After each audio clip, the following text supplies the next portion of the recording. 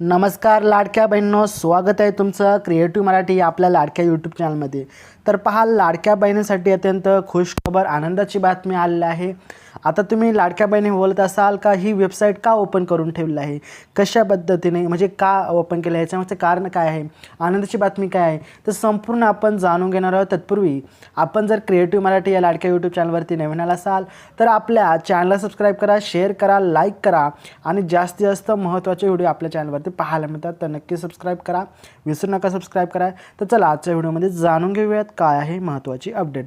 तर पहा, सर्वप्रथम ही वेबसाईट वरती मी गुगलवरती सर्च केलेलं आहे लाडकी बहीण योजना, आणि इथे तुम्हाला असा काही इंटरफेस पाहायला मिळेल, काही महत्त्वाच्या सूचना देखील इथे पाहायला मिळत आहेत आपल्याला। त्याचप्रमाणे लाडकी बहीण योजना तुम्हाला काय महत्त्वाचं आहे देखील मी सांगणार आहे। पहा, लाडक्या बहिणीला हा दर महिन्याला 1,500 रुपये दिले जातात, हे तर आपल्याला माहितीच आहे। परंतु 2 महिन्याचे जे हप्ते आहेत ते अजून आलेले नाही, म्हणजे पुढचा आणि आत्ताचा हप्ता असे 2 महिन्याचे एकत्र 3,000 येणार का, असा देखील लाडक्या बहिणींना प्रश्न आहे। तर नक्कीच याचे अपडेट मी मागच्या व्हिडिओमध्ये देखील दिलेलं आहे, आणि याच्या पुढच्या व्हिडिओमध्ये म्हणजे दुसरा जो आपला व्हिडिओ येईल त्यामध्ये ही इन्फॉर्मेशन परत एकदा तुम्हाला देणार आहे की लाडक्या बहिणींचा जो 11वा हप्ता आहे तो नक्की कधी येणार, कशा प्रकारे, ज्याचा JR वगैरे अजून काही आलेला आहे का नाही, संपूर्ण माहिती मी तुम्हाला देणार आहे। तर पहा, या वेबसाईटवरती बऱ्याच लाडक्या बहिणींचे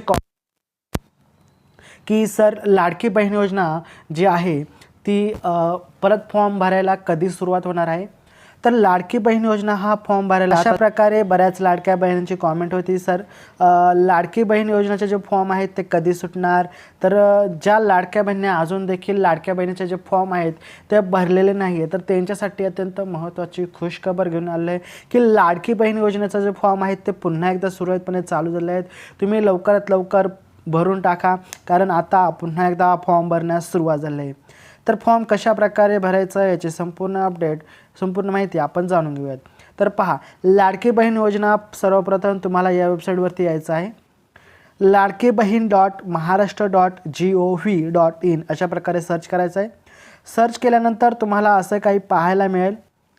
तर हे इथे आल्यानंतर आपल्याला इथे आवश्यक कागदपत्रे सर्वप्रथम पाहून घ्यायचे आहेत। तिथे क्लिक करून कोणती कोणती कागदपत्रे महत्त्वाचे आहेत ते पहा, आपण क्लिक केलेलं आहे। इथे आपल्याला सर्वप्रथम लागणार आहे आधार कार्ड, त्यानंतर अधिवास प्रमाणपत्रामध्ये तुमचा जो 15 वर्षाचा पुरावा असेल, रेशन कार्ड असेल, मतदार ओळखपत्र असेल, जन्माचा दाखला असेल, शाळा सोडल्याचा दाखला असेल, यापैकी कोणताही एक घ्यायचा आहे। त्यानंतर महिलेचा जर जन्म परराज्यामध्ये झाला असेल तर त्यांच्यासाठी ही महत्त्वाची कागदपत्रे असणार आहे।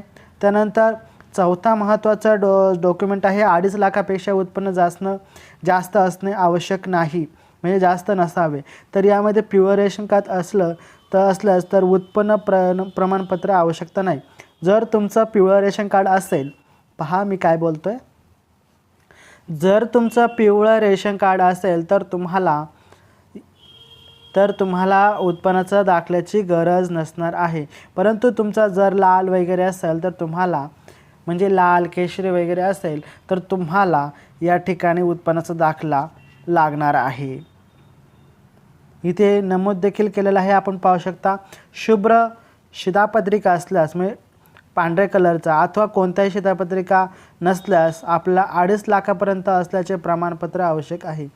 त्यानंतर नवविवाहितेची बाबतीत रेशन कार्डवर तिच्या नावाची नोंद नसल्यास, विवाह प्रमाणपत्र असल्यास पतीचे रेशन कार्ड हे उत्पन्नाचा दाखला म्हणून ग्राह्य धरले जाईल।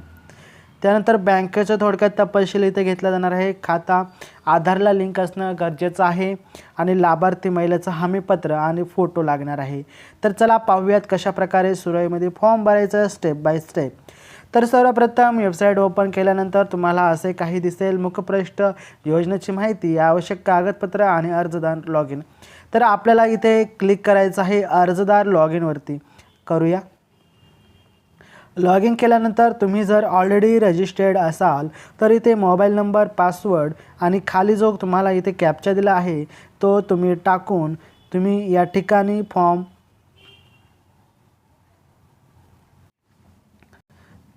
या ठिकाणी लॉग इनवरती क्लिक करून तो फॉर्म भरू शकता।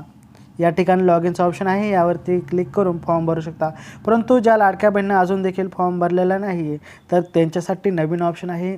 या ठिकाणी आपण पाहू शकता डझंट हॅव ॲनी अकाउंट, म्हणजे तुमच्याकडे कोणताही अकाउंट नसेल तर या ठिकाणी तुम्हाला क्लिक करायचं आहे. तर आपण क्लिक करून घेऊयात. पहा, क्लिक झाल्यानंतर सर्वप्रथम महत्त्वाची माहिती जी भरायची आहे ती फुल नेम ॲज पर आधार. तुमच्या आधारवरती जे नाव आहे ते इथे तुम्हाला टाकायचं आहे. मोबाईल नंबर टाकायचा आहे, आधारला जो लिंक असेल ते. पासवर्ड टाकायचं आहे, कन्फर्म पासवर्ड टाकायचं आहे. तुमचा जिल्हा निवडायचा आहे, तालुका निवडायचा आहे. त्यानंतर तुमचं जो गावाचं नाव असेल ते गावाचं नाव या ठिकाणी टाकायचं आहे. तुमचं म्युन्सिपल कॉर्पोरेशन म्हणजे तुमच्या जुन्नर तालुक्यातील जी ग्रामपंचायत वगैरे असेल ती कोणते ते टाकायची आणि तर बरोबरचे टिक करून द्यायचे. त्यानंतर खाली महत्त्वाचं इथे कॅप्चा दिला आहे, ह्यो आहे असाच कॅप्चा टाईप करून घ्यायचा आहे इथं आणि सायनअपवरती क्लिक करायचं आहे.